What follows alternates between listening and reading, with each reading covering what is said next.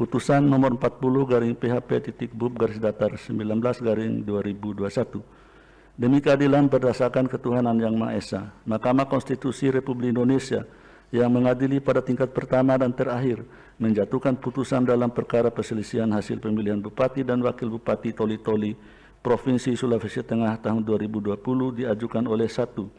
Muhtar D. Luma SHMM, 2. Bakri Idrus, memberi kuasa kepada Wahyudi Jarmanto SHMKN dan kawan-kawan.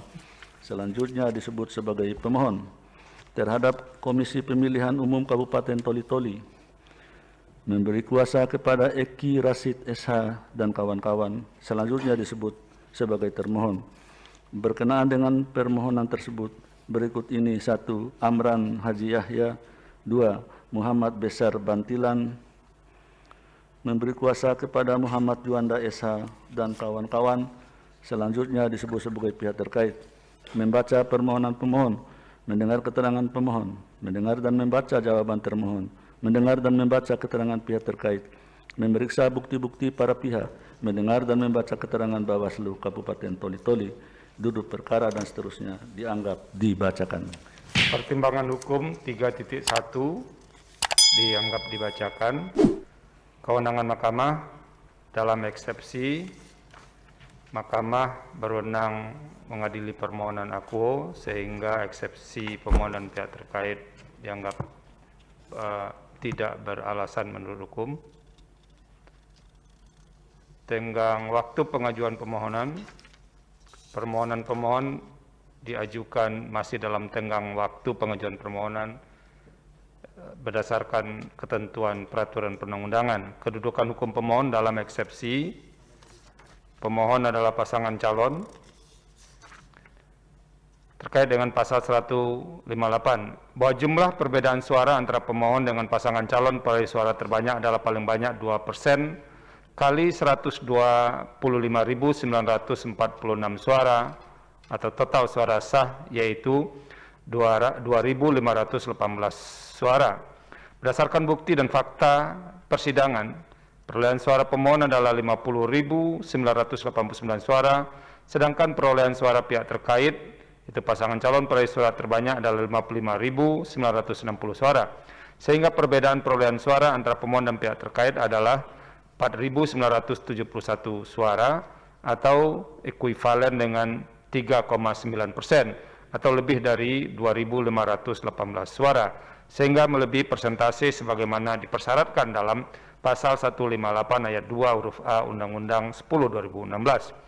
Bahwa berkenaan dengan tidak terpenuhnya ketentuan pasal 158 ayat 2 huruf A Undang-Undang Akuo, pemohon mendalilkan telah terjadi pelanggaran administratif dan pelanggaran yang bersifat terstruktur, sistematis, dan masif, yang pada pokoknya antara lain meliputi: 1. Adanya campur tangan Bupati Petahana untuk memenangkan anak kandung yang maju sebagai calon wakil bupati dari pasangan calon yang menang nomor urut 3, yaitu dengan memutasi camat di Dampal Utara dan Dampal Selatan, di mana kedua camat tersebut memiliki hubungan saudara dengan calon bupati nomor urut 3. Camat Dampal Selatan merupakan adik kandung calon bupati dan camat Dampal Utara merupakan kakak ipar calon bupati.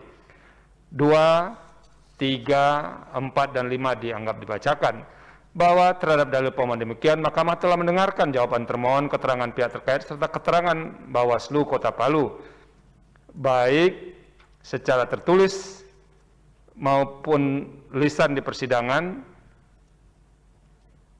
berkenaan dengan persoalan di atas. Bahwa setelah mencermati dalil pemohon, jawaban termohon, keterangan pihak terkait, keterangan Bawaslu Kabupaten Toli-Toli, itu tadi ada Palu ya, coba dicek lagi. Toli-Toli beserta alat bukti yang diajukan masing-masing pihak, Mahkamah berpendapat: 1. Bahwa berkenaan dengan dalil pemohon mengenai adanya campur tangan Bupati Petahana untuk memenangkan anak kandung yang maju sebagai calon wakil bupati dan pasangan calon yang menang dengan mutasi camat Dampal Utara dan Dampal Selatan berdasarkan pasal 71 ayat 2 Undang-Undang nomor 20 tahun 2016, 10 2016 menyatakan gubernur atau wakil gubernur, bupati atau wakil bupati, dan wali kota atau wakil wali kota dilarang melakukan pergantian pejabat 6 bulan sebelum tanggal penetapan pasangan calon sampai dengan berakhir masa jabatan kecuali terdapat persetujuan tertulis dari menteri. Adapun keputusan Bupati Toli-Toli nomor 821.31 dan seterusnya tentang pengangkatan kembali atau pengukuhan pengangkatan dari jabatan administrator di lingkungan pemerintah Kabupaten Toli-Toli tertanggal 13 September 2019, vide bukti P7. Sementara tanggal penetapan pasangan calon yaitu 23 September 2020, vide bukti P3 sama dengan bukti T29 sama dengan bukti PT2. Artinya mutasi camat Dampal Utara, Dampal Selatan jauh sebelum tanggal penetapan pasangan calon. Angka 2, angka 3, angka 4, angka 5 dianggap dibacakan. Bahwa berdasarkan seluruh pertimbangan hukum mengenai pelanggaran pemilihan di atas yang terkait dengan keterpenuhan pasal 158 ayat 2 huruf A Undang-Undang 10 2016, Mahkamah tidak memiliki keyakinan cukup untuk menyimpangi ketentuan pasal 158 ayat 2 huruf A Akuo dan untuk melanjutkan pemeriksaan perkara ke tahap selanjutnya.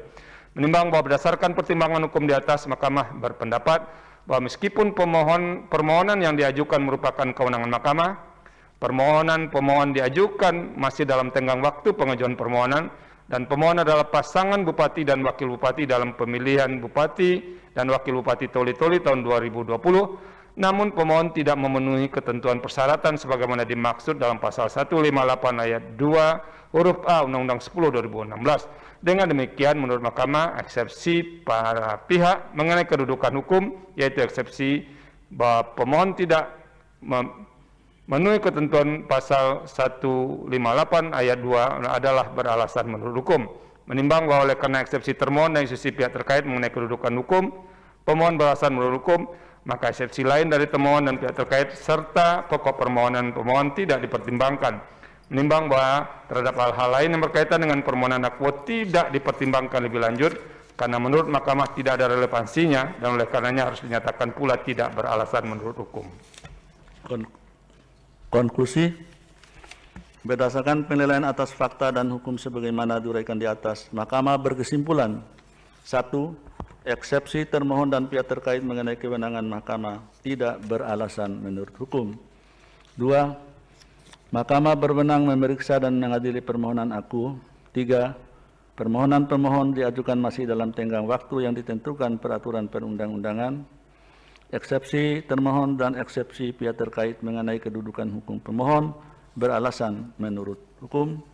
5. Pemohon tidak memiliki kedudukan hukum untuk mengajukan permohonan Akuo. 6. Eksepsi lain dari termohon dan pihak terkait serta pokok permohonan tidak dipertimbangkan lebih lanjut. Berdasarkan Undang-Undang Nomor 24 Tahun 2003 tentang Mahkamah Konstitusi dan seterusnya, amar putusan mengadili dalam eksepsi: 1. Menyatakan eksepsi termohon dan eksepsi pihak terkait mengenai kedudukan hukum pemohon beralasan menurut hukum. 2. Menyatakan pemohon tidak memiliki kedudukan hukum. Dalam pokok permohonan, menyatakan permohonan pemohon tidak dapat diterima.